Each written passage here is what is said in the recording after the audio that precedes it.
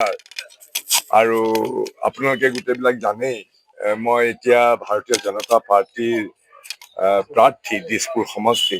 কিন্তু মই লৰালৰিকে আহি নগাঁৱত মোৰ ভোটাধিকাৰ, কাৰণ মোৰ মই যিটো ভোট সেইটো মই দিছপুৰলৈ ট্ৰান্সফাৰ কৰিবৰ কাৰণে চেষ্টা কৰিছিলোঁ শেষ মুহূৰ্তত, কিন্তু সেইটো হৈ নুঠিলে।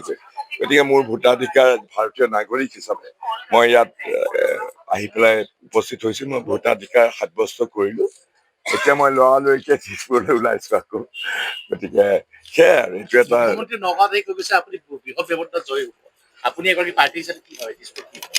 এইটো এটা সঁচা কথা কবলৈ গলে মোৰ জীৱনৰ এটা নতুন পাক মানে এনেকুৱা পাকৰ কাৰণে মই মানসিকভাৱে আগতেও প্ৰস্তুত নাছিলো। কিন্তু ঘটনাক্ৰমে মানুহৰ জীৱনত ধুমুহাই এনেধৰণে লৈ যায় যিটোৰ ওপৰত আপোনাৰ কোনো নিয়ন্ত্ৰণ নাথাকে। এতিয়া মই আগলৈ চাম, পিছলৈ নাচাওঁ আৰু মই এতিয়া আগলৈ চাম।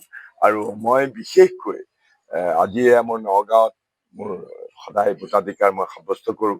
নগাঁৱত প্ৰায় মই নগাঁওবাসীকো মোৰ নগাঁৱৰ পুৰণা মোৰ যিটো সাংসদ হিচাপে মোৰ ভোটদাতা ৰাইজে মোক ভোট দিছিলে, মই সকলোকে মোৰ কৃতজ্ঞতা জনাইছো, মোৰ ধন্যবাদ জনাইছো।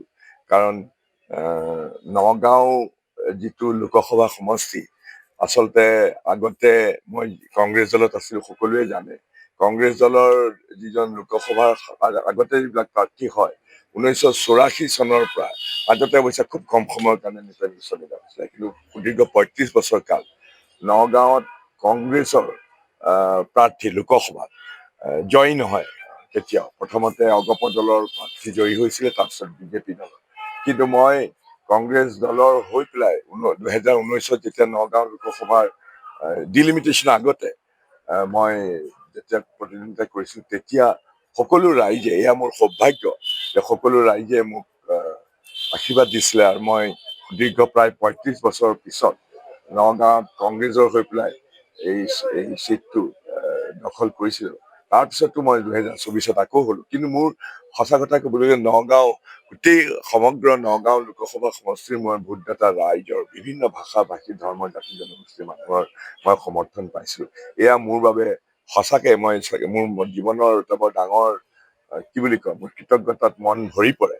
আজি মই এক নতুন যাত্ৰা দিছপুৰত ভাৰতীয় জনতা পাৰ্টীৰ হৈ পেলাই, আৰু দিছপুৰবাসীয়েও মোক যি ধৰণে আঁকোৱালি লৈছে, মই ভাবিছো এয়া মোৰ জীৱনৰ পৰম সৌভাগ্য। কালি মীৰা বৰঠাকুৰে অভিযোগ কৰিছে আপুনি